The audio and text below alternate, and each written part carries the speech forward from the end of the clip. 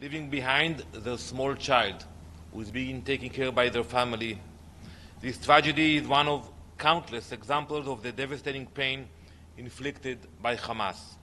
I hope Michael's words today will finally wake every member of the Council to the urgent plight of the hostages and compel all nations to demand their immediate and unconditional release. As we speak, negotiations on a hostage deal are ongoing. We hope we can achieve a deal. After many rejections by Hamas, we hope we're going to have some news before the holiday of Hanukkah and Christmas.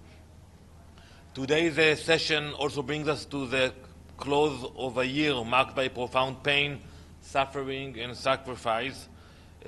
Yet, even in the darkest moments, opportunities have emerged.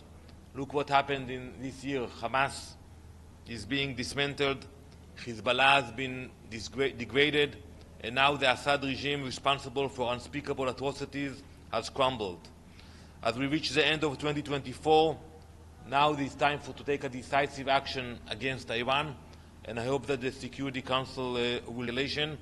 Also, the letter that was sent by the UK, France, and Germany, and I quote, called for significant non-compliance with obligations about the actions of Iran.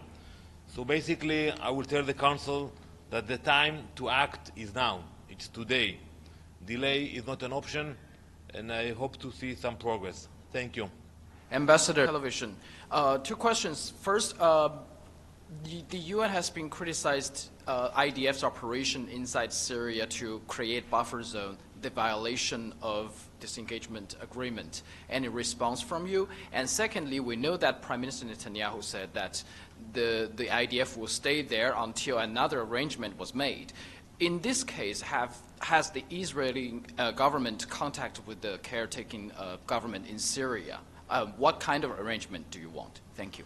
Well, first of all, I think that the UN should thank Israel. First, when UN positions were under attack, we reached our hands, we offered our support, and we protected the UN personnel in the first few days. We also offered to evacuate UN troops through Israel if there is a need to do that, and we are happy that it didn't happen at the end.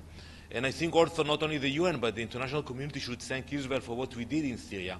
We neutralized the weapons of mass destruction that nobody wants them to be in the hands of terror groups. So I think the actions we took made the area a safer area, not only for Israel, but for the entire Middle East. We are not meddling in the internal issues in Syria. We are taking a very strong actions regarding our borders. We will not allow militants like Hezbollah to be next to the border on the Golan Heights. So now we are waiting to see what's happening with the new government to make sure that it's stable. And we have no intention to stay on those positions permanently. But we will not allow terrorists to take those positions. But do you have communication now with the Syrian government? I cannot answer that question. Thank you.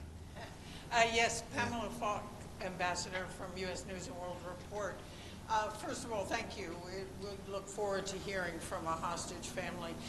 And in terms of the deal in Qatar right now, there's different reports from Israeli press that say a deal is imminent or not. What are the outlines of a deal? Are the hostages released first? How do you see it? Well, first, unlike the decision of the Security Council and the General Assembly, we made it very clear there will be a linkage between a ceasefire and the release of hostages. And that's what we are talking about now. I'm not sure it will be in one stage. We hope it will be in one stage because we want to see all the hostages back home. Maybe it will not be in one stage, and basically it will be similar to what we saw in the past, more than a year ago, that you have a ceasefire, a long one, and at the same time of the ceasefire, during that ceasefire, hostages will be released, and we are talking mainly on the humanitarian aspect of women and sick and older hostages. Thank you. Thank you. Ambassador Michelle Nichols from Reuters. You referenced maybe some news on that front by Christmas and Hanukkah next week. How confident are you that a deal can be reached by next Wednesday? Well, unfortunately, because of the experience we have with Hamas, I cannot be confident. Because in the past we had negotiations, we thought we have agreements, and they came up with new demands, with new names of prisoners that they want to release. So, it's not that you're negotiating with a state actor that you can negotiate and you can expect a result in a timeline. It's still a terrorist organization.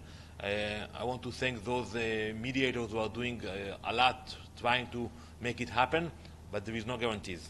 And what security access guarantees does Israel want in Gaza as part of this deal? Well, the security, we will take care of the security. Basically, it will mean that there will be a ceasefire, so we will have to hold our weapons for a while.